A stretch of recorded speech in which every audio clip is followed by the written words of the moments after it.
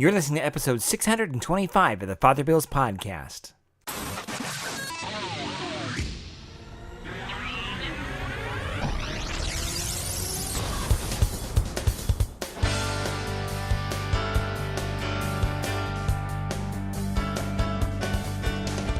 Welcome back. This week's episode is entitled Our Shepherd King, given on the solemnity of Christ the King of the Universe, 2017.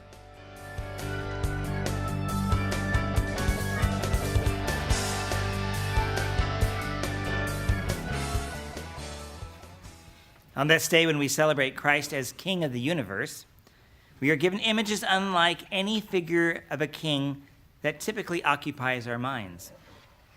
He offers us a king who is a shepherd, one who will nurture and give rest to his sheep. We hear that he will seek out the lost and those who go astray. The injured and the sick he will bind up and heal. He cares for all and will also judge all the flock based on what we have done with the gifts we have been given in our lives, whether we spent it in selfishness or generosity, whether we worked to increase his flock or kept the good news to ourselves. He will judge the sheep based on how they loved others and loved him. And we are the sheep. Furthermore, Christ explains that he is present not just in the relevant rich, but in the poor and the downtrodden. In fact, the image is so striking that we are told that whenever we serve the needs of the poor, we serve him. What kind of king, or ruler for that matter, would so closely identify himself with the poor? Surely there have been many who have demonstrated care for the poor. But to speak so clearly that it is Christ whom we are serving when we serve the poor is awesome and disturbing. It's awesome because we know that this king isn't one who will seek power for himself, even though he has all power.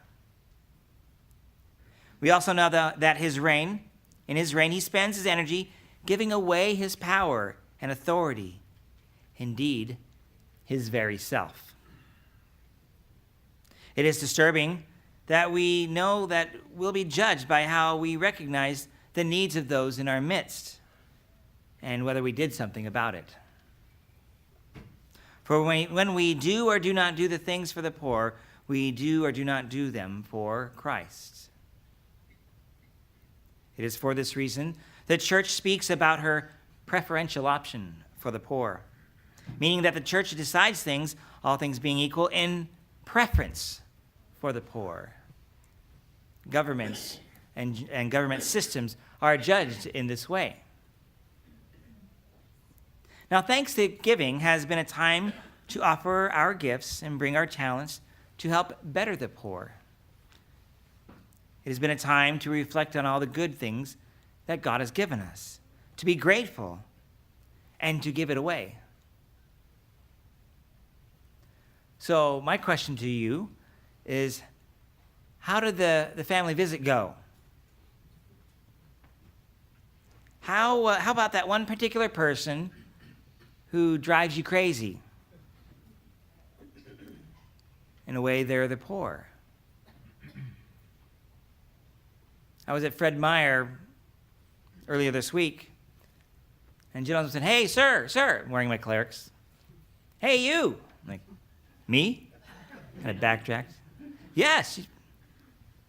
And for 45 minutes, he chewed my ear. Good, just talking about all kinds of things and philosophy, and I couldn't get a word in. I said, there's a poverty of social interaction here.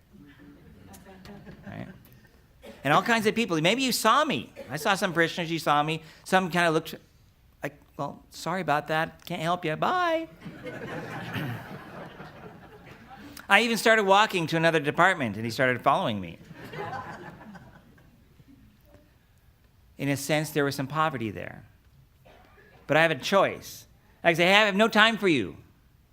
By the way, I was waiting for a medicine to be fulfilled at Fred Meyer, and they called me over the PA system several times. I didn't hear it. saying, I need to go there and pick up my medicine. So I go back to the pharmacy, and they tell me, we called you several times. I'm like, oh, well, I was preoccupied. I was glad to walk away from that because there's a part of me that wanted to say, hey, buddy, just be quiet. Let me go do my shopping.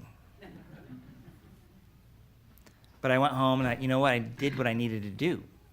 I needed to give him all my time and my attention. So back to that person that's at home that's poor. Did you serve them? Did you listen to them? Jesus' words are not mere sentimentalities, but awesome truths that should shake us and motivate us. I'm not always able to have that time to sit and talk to the person that has no social skills and wants to gobble up all the time. Sometimes I'll just cut them off. Not good. I'm in need of Jesus in my life even more. And I need to serve him even more. I remember what Jesus said, amen, I say to you, whatever you did for one of the least of my brothers, you did for me. By serving others, we share our tradition and our faith and our love. By sharing our time and talent and treasure, we give away and help others. Do we follow Christ and serve others? Does our life demonstrate our living out this call? He is calling all of us to serve in one way or another. It is a major component of our life, or it should be. Or maybe it's a distraction, a bothersome person, and we don't want to have anything to do with it. Be mindful, this is a shepherd who wants to change our hearts and move us so that we'll be like him to help shepherd others. So today is a good day. Today's a day to think about the people in our lives. Some of those crazy relatives haven't left yet. Or maybe it's you. You haven't left yet. May we all recognize the model of our shepherd king, Christ the Lord, and serve others as he has called us to.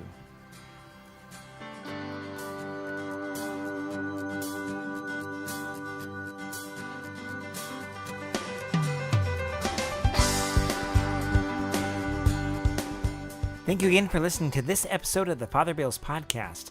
If you have any questions or comments, you can just go to my website, fatherbill.org. That's FRBILL.org.